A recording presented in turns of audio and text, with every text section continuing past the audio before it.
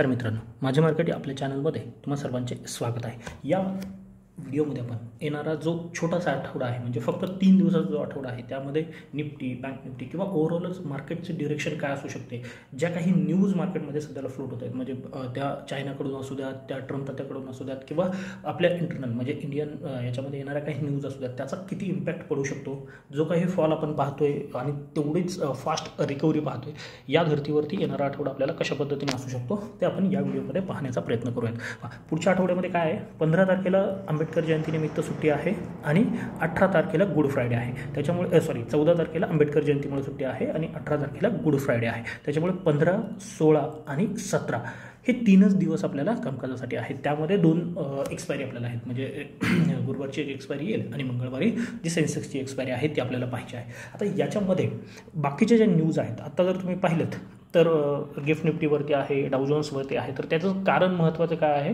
की ट्रम्प दाते जे आहेत त्यांनी आता थोडं थांबायचं ठरवलेलं दिसतंय सध्या तरी, म्हणजे जे काही चित्र दिसते, कारण की त्यांनी जे काही टेरिफ पुन्हा एकदा चायनाने वाढवला होता, त्यानंतर त्यांनी त्याच्यावरती काही डिस्कशन केलेलं नाही आहे। उलट इलेक्ट्रॉनिक्स वस्तू आहेत, सेमीकंडक्टर चिप्स आहेत, त्यावरती 10% जो टेरिफ होता ना तो हटवलेला आहे सगळ्यांचा।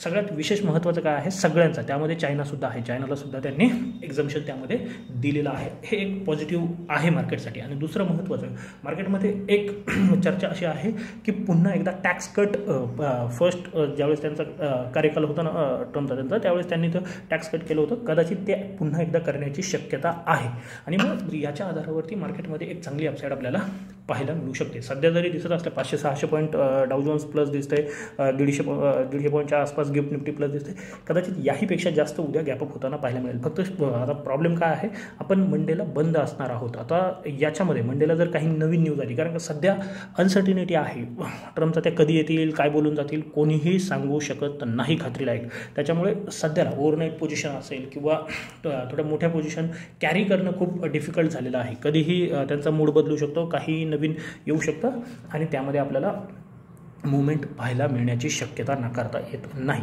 आता या सगळ्या न्यूज आहेत, त्या उलट आपल्या मार्केटसाठी, म्हणजे खास फक्त इंडियन मार्केटसाठी, ग्लोबल मार्केट सध्याला कन्सोल्टेशन फेजमध्ये जाण्याची शक्यता खूप जास्त आहे।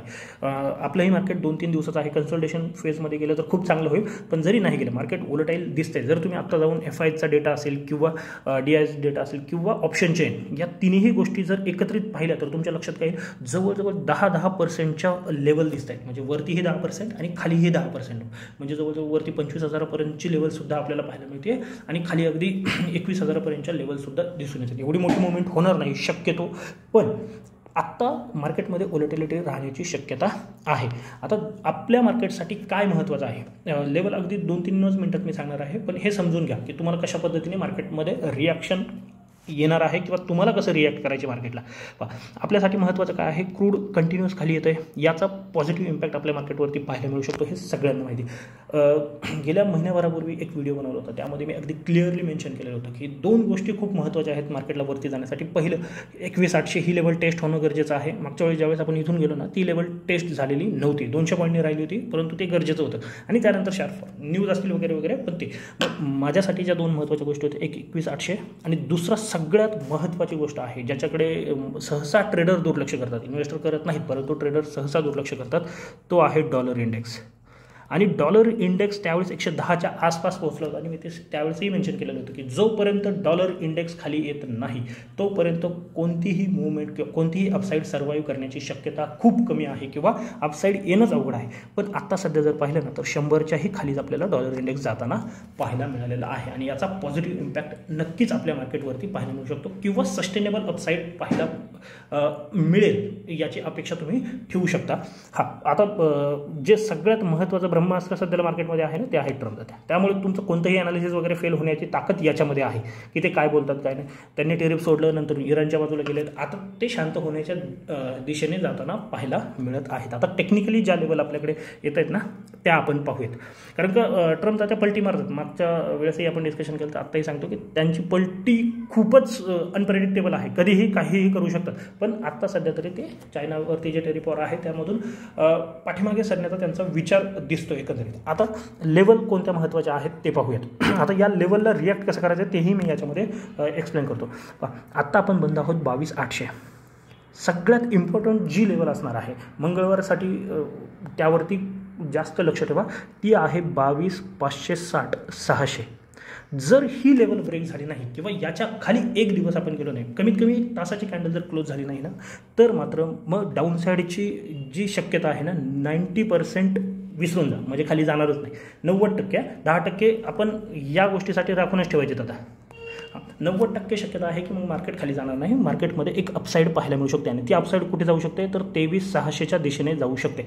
आत्ता तुम्हाला वाटेल की 800 पॉईंट 3 दिवसामध्ये, निफ्टी सध्याला 1000 पॉईंटसुद्धा निफ्टीसाठी काही नाही आहे, परंतु 23,600 ते 24,000पर्यंत सुद्धा जाऊ शकतो. आपण 23,600च पकडून चालूयात. ते 24,000 सध्या सोडून देऊयात. मध्ये एखाद दिवस आली मुवमेंट तर मंगळवारी किंवा बुधवारी आपण पाहूयात की काय होते. पण म्हणजे आत्ता सध्याला 2 लेवल महत्त्वाचे आहेत. एक आहे 22,600 आणि दुसरे आहे 23,600. 22,600 कशासाठी, जर मार्केट याच्या खाली जात नाही, 22,600 ही लेवल ब्रेक करत नाही, डाऊन साईड विसरून जा, तरीही माहिती असाव्यात म्हणून डाऊन साईड सांगू ठेवतो. 22,560 जर ब्रेक होते, 22,600 22,560, तर त्याच्यानंतर आपल्याला 22,300 ही एक लेवल आहे, मी राऊंड फिगर सांगतोय. आणि त्यानंतर अगदी 22,120पर्यंत सुद्धा आपण जाऊ शकतो. याच्या खालच्या लेवल सध्या तरी वाटत नाहीत. हा ऑप्शन चेनमध्ये तुम्हाला दिसतील, कारण का सध्याला काय झालं, इन्फ्लेटेड प्राईस दिसत आहेत सगळीकडे आणि चिंता आहे. जर तुम्ही पाहिलं तर विक्समुळं काय होतं आहे, खूप महाग आहेत प्राईस. विक्स जसं आपण शुक्रवारसाठी डिस्कशन केलेलं होतं की काय होऊ शकतं, जरी गॅप अप ओपन झालं तरी तुम्हाला ऑप्शनच्या प्रीमियममध्ये वाढ होताना पाहायला मिळणार नाही. सकाळी एक प्रीमियम फक्त ओपनिंगला स्पाईक झालं आणि त्यानंतर दिवसभर जवळजवळ प्रीमियम त्याच्या खालीच होतं. आणि तशीच काहीशी शक्यता आपल्याला पुढे सुद्धा आहे. त्याच्यामुळे विक्सवरती एक लक्ष ठेवा. म्हणजे या ज्या लेवल सांगतो ना, इथे पोझिशन बनवताना जर तुम्ही फ्युचरमध्ये काम करत असाल काही हरकत नाही, पण जर तुम्ही ऑप्शनमध्ये काम करत असाल ना, तर याच्याकडे लक्ष ठेवा. इथे जेवढं ड्रॉप आपल्याला पाहायला मिळेल ना, तेवढं तुम्हाला ऑप्शनमधून प्रॉफिट कमवणं अवघड असणार आहे आणि ड्रॉप होण्याची शक्यता आहे. विक्स पुन्हा एकदा क्रॅश होऊ शकतो. म्हणून जोपर्यंत 16-17च्या आसपास विक्स येत नाही ना, तोपर्यंत थोडं सावध ट्रेड प्लॅन करायचा आहे किंवा आपला जो प्रॉफिट आला आहे ना तो सेव्ह करा. बऱ्याच वेळा काय होईल, तुमची निफ्टी तुम्हाला वरती जाताना पाहायला मिळेल, परंतु तुमचा ऑप्शन या पद्धतीने, म्हणजे निफ्टीची मुवमेंट ही अशी असेल आणि तुमच्या ऑप्शनची मुवमेंट ही अशी असण्याची शक्यता आहे. याने फ्रस्ट्रेशन येऊ शकतं आणि तुमचे ॲक्सिलेट होऊ शकतात. त्यामुळे याच्याबरोबर लक्ष ठेवूनच ट्रेड प्लॅन करायचे आहेत. आता 22,600च्या खालच्या लेवल डिस्कस झाल्यात, वरती कुठपर्यंत आपण जाऊ शकतो. आता 22,800 आहे. जर 23,040 ही लेवल ब्रेक झाली, सध्या दिसते की गॅप अप जर झालं आणि 23,040च्या वरती एक दिवस बंद झालो, तर आपल्याला 23,200 आहे, 23,420 आणि 23,600 या लेवलसाठी प्रिपेअर होतो आहेत आपण, लक्षात ठेवायचं आहे. आणि मग तुम्ही तुमचा स्टॉप लॉस ट्रेल करत त्या दृष्टीने प्लॅनिंग करू शकता. मोठं गॅप डाऊन झालेलं होतं आणि एकाच आठवड्यामध्ये हा पूर्ण गॅप आपल्याला फील करताना पाहायला मिळालेलं आहे मार्केट. आता बँक निफ्टीमध्ये काय होऊ शकतं ते पाहूयात. अगदी जास्त डिस्कशन नाही करणार आहे म्हणून मी अगदी थोडक्यात सांगितलं, बाकी पहिले 4-5 मिनिट एक्सप्लेन केलेलं आहे की मार्केटची सिच्युएशन काय आहे. बँक निफ्टीमध्ये खूप पॉझिटिव्ह गोष्टी आहेत.